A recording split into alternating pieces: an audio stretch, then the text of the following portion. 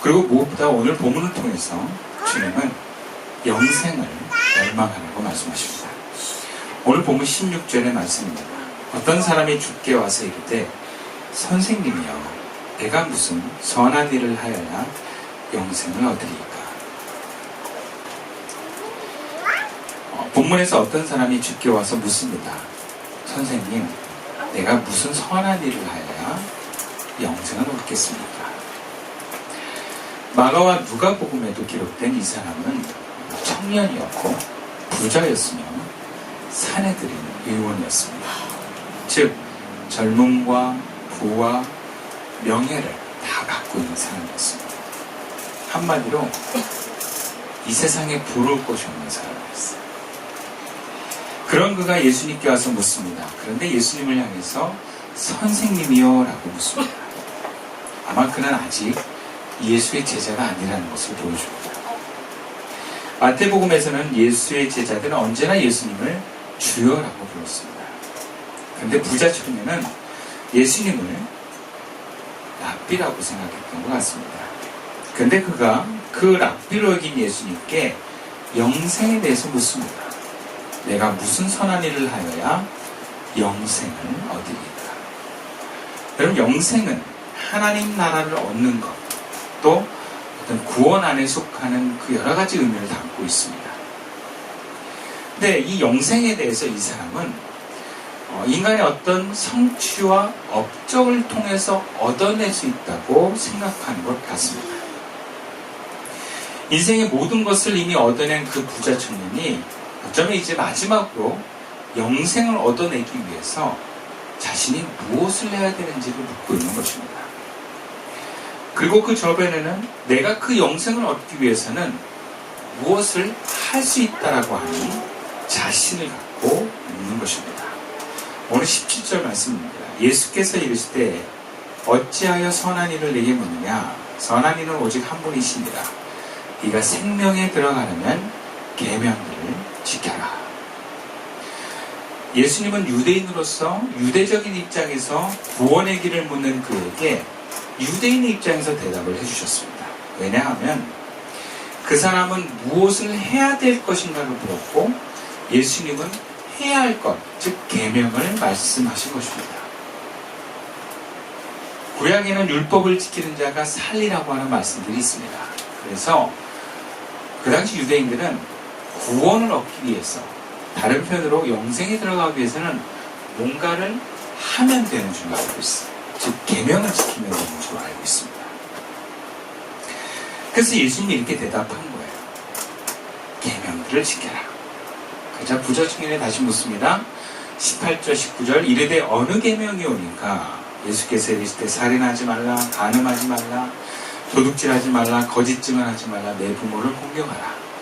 그리고 내 이웃을 내 자신과 같이 사랑하라 하시는 것입니다. 예수님께서는 생명을 얻기 위해서 계명을 말씀하시니까 부자 청년은 그럼 그 계명들 중에 어느 계명입니까? 라고 묻습니다. 이 생명과 관련된 꼭 지켜야 될 계명이 무언가라고 묻는 겁니다.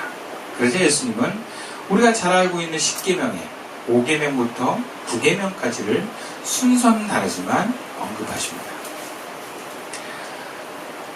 근데 이 부자 청년이 놀라운 대답합니다. 20절 말씀이에요. 그 청년이 이르되 이 모든 것을 내가 지켰사온데 아직도 무엇이 부족하니까?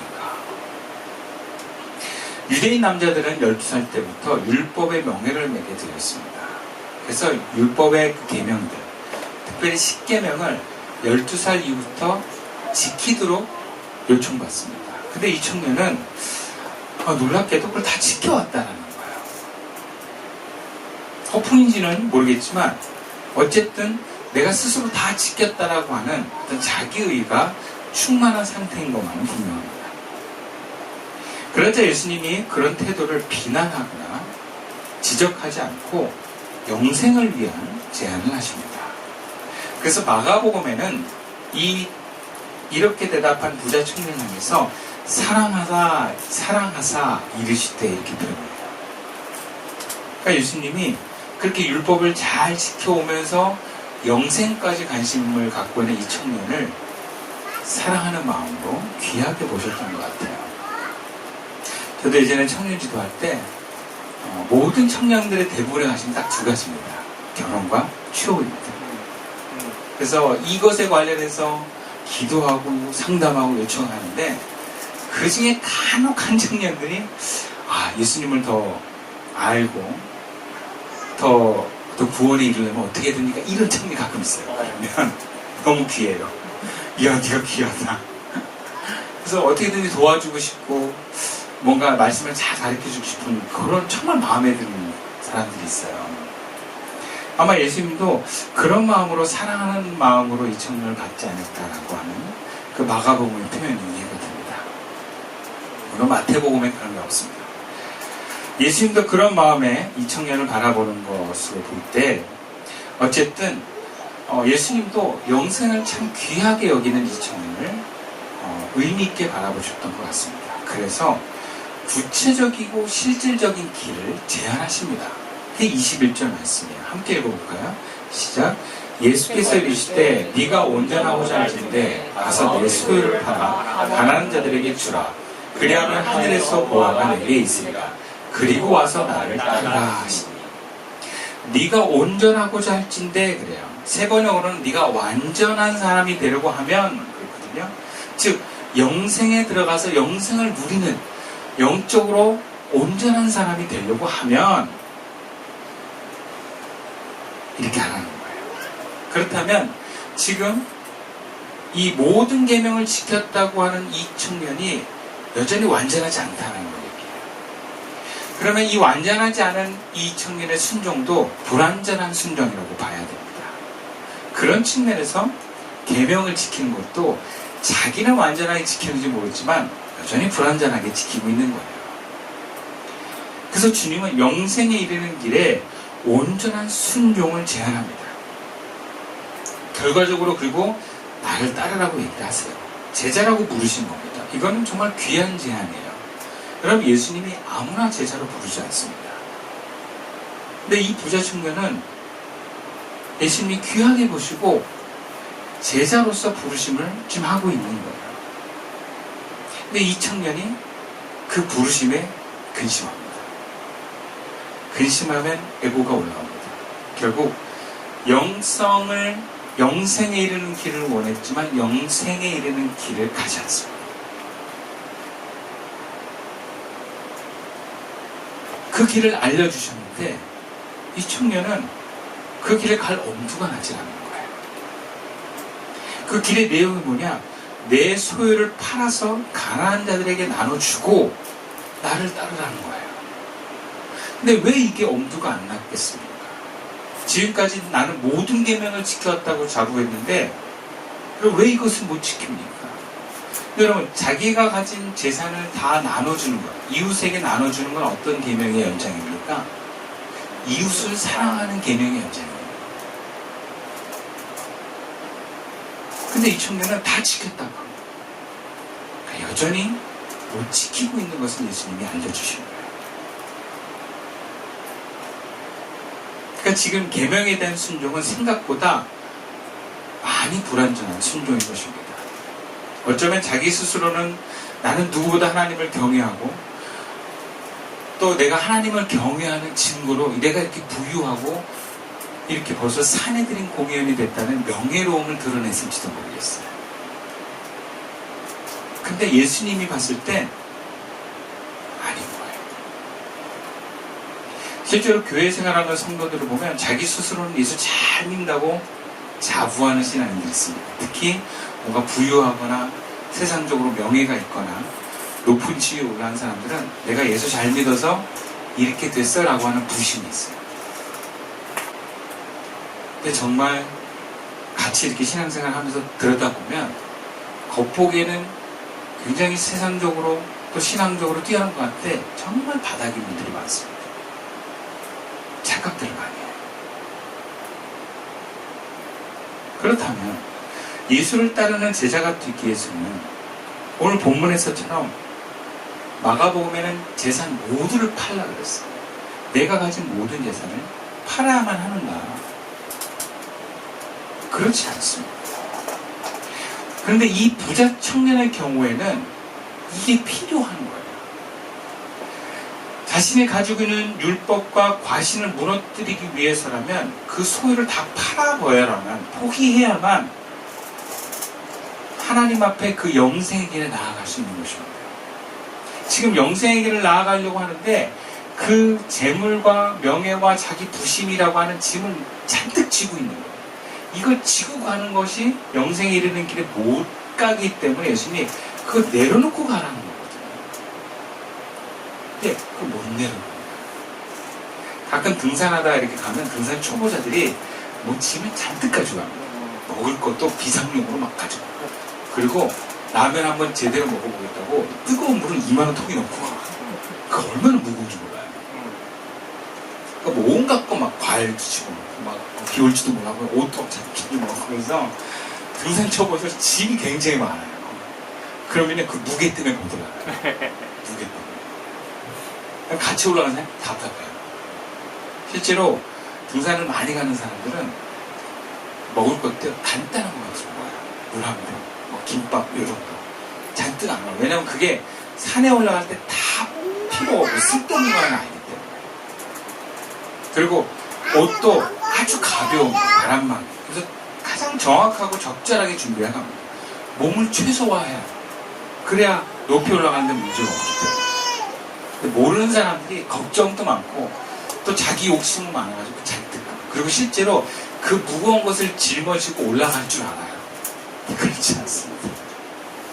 그래서 그 사람 하나 데리고 오려면 나머지들 다 고생해야 돼. 나눠줘야 돼. 그리고 일부러 그런 사람들은 어떤 마음이냐면 자기가 가져온 음식물을 다 먹여요. 자기 몸을 가볍게, 자기 짐을 가볍게 하려고. 그러면 배가 잔뜩 꾼 상태에서 다른 사람도 올라가야 돼요. 정말 민폐입니다. 우리가 신앙의 여정에, 영생에 들어가는 길이 우리가 많은 것을 가지고 가는 게 아니에요. 내려놓고 가야 돼요. 운동도 그렇더라고요. 운동도 점점 고수에 오르는 길은 힘을 빼는 길이더라고요. 며칠 전에도 도장에서 얘기를 했는데, 골프를 시작을 하면 힘 빼는데 3년 걸린다고 해서, 뭐 정확한지는 모르지만 그렇게 얘기해요. 그러니까 이 힘 빼는 게 그렇게 어렵대요. 이게 빠져야 비로소 스윙이 제대로 된다고 하더라고요. 모든 운동이 다 힘 빼는 거거든요. 검도도 그렇고, 합기도 그렇고. 근데 조그만 사람들이 막 그 힘이 잔뜩 들어가 있어요. 신앙도요, 잘 모르는 사람들이 막 부시고 있어요. 그것들은 다 내려놔야 되는 것들이에요. 그리고 이 친구는 왜 재물을 내려놔야 되나?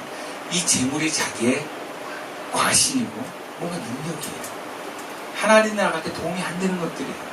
붙들고 있고 의지하고 있는 버팀목들입니다. 이 버팀목이 이 청년에게는 재물이었어요. 그래서 재물 내려놓는 거예요. 그러니까 사람마다 이 버팀목이 다릅니다. 어떤 사람은 재산이지만 어떤 사람은 명예이고, 어떤 사람은 지식일 수 있지만, 혹은 어떤 사람은 아내와 남편일 수 있어요. 어떤 사람은 자녀일 수도 있습니다. 또 자기만의 버팀목들이 있어요. 어떤 사람은 외모일 수도 있고. 영생에 이르는 길은 다른 말로 하나님 나라에 들어가는 삶을 살기 위해서는 내가 의지하고 중요시 여기는 이 버팀목을 내려놔야만 하나님만을 의지할 수 있는 사람이 되는 것입니다. 그게 영생에 가는 사람의 자세예요. 그래야만 하나님의 생명이 들어옵니다. 그러나 대부분 이 버팀목을 내려놓습니다. 당시 유대인들에게는 그들만의 가치관과 사고의 틈이 있었어요. 예를 들면 당시 유대인들에게 부와 명예는 율법을 잘 지킨 사람과 후손들에게 주신 하나님의 축복이라고 했어요. 그러니까 이걸 버리면 축복을 못 받은 사람이 되는 거예요. 그렇다면 영생은 그 축복의 연장선에 있다는 것을 아마 그들은 스스로 생각할 수밖에 없었던 것 같아요. 근데 이 축복을 다 내려놓으면 내려놓은 상태에서 한 번도 가보지 않은 그 길을 가라는 게 얼마나 두렵겠습니까? 자기 틀을 내놓고 새로운 가치관과 사고의 틀에 나를 던지는 것, 모험하는 것이 여러분 얼마나 어렵겠어요. 그래서 유대인들은 예수님의 제안을 다 거부합니다. 오늘의 성도들도 영생의 길을 제안받지만 받아들이지 않습니다. 그냥 가자 그랬더니 따라가지만 내려놓으라 그러면 안 갑니다. 지금도 축복과 버팀목을 포기하지 않고 그 위에 더 쌓을 것을 구하고 그 틀 안에서 순종하기를 각오합니다. 내 버팀목을 버릴 만큼 영생을 귀하게 여기지 않습니다. 이것은 영생을 사실 모르기 때문입니다. 영생의 가치와 소중함을 모르는 사람은 내 버팀목을 놓칩니다. 본문의 부자 청년은 영생을 얻기 위한 구도의 길에 서 있지만 자기 의로 얻게 된 결과물로서 그것의 상징인 부와 명예를 내려놓는 모험을 하고 싶지 않았습니다. 그래서 본문 22절 말씀이에요. 그 청년이 재물이 많으므로 이 말씀을 듣고 근심하며 가니라. 아마 그 이후로 이 청년은 지금의 부와 명예를 포기하지 않으면서 영생의 일을 찾아가려고 했을지 몰라요. 때론 포기하지 않는 영생의 일은 없습니다. 어떤 사람은 어떤 선택을 하냐에 따라서 그 자신이 어떤 사람인지 드러납니다. 이 부자 청년에게 내 소유를 팔아서 가난한 자들에게 주라고 제안하셨던 그 예수님의 말씀을 받아들이지 못했습니다. 그것은 결국 본문에서는 재산이 많았기 때문이다 라고 기록을 해요. 무슨 말입니까? 영생을 얻는 것보다 이 사람은 재산을 소유하는 게 더 소중히 여기는 사람이라는 거예요. 사람들은 대부분 영생을 얻는 것을 귀하게 여기지만 영생을 얻는 것보다 더 소중히 여기는 것들이 많습니다. 그래서 영생을 얻을 기회를 만나도 선택하진 않습니다. 그러면 영생이 그만한 가치가 없는가? 재산이 많은 것, 이것을 포기하면서 얻게 되는 영생이 그만한 가치가 없는가? 그렇지 않다는 거예요. 내 자존심과 이미지와 내 사랑하는 것을 내려놓는 것보다 영생을 얻는 게 가치가 없는가? 그렇지 않다는 거예요. 전 재산뿐만 아니라 하나뿐인 생명을 포기해서라도 얻을 가치가 있는 것이 영생입니다. 성경도 이렇게 말하고 있어요. 내 자존심과 이미지가 구겨져도 얻을 만한 가치가 있는 것이 영생입니다.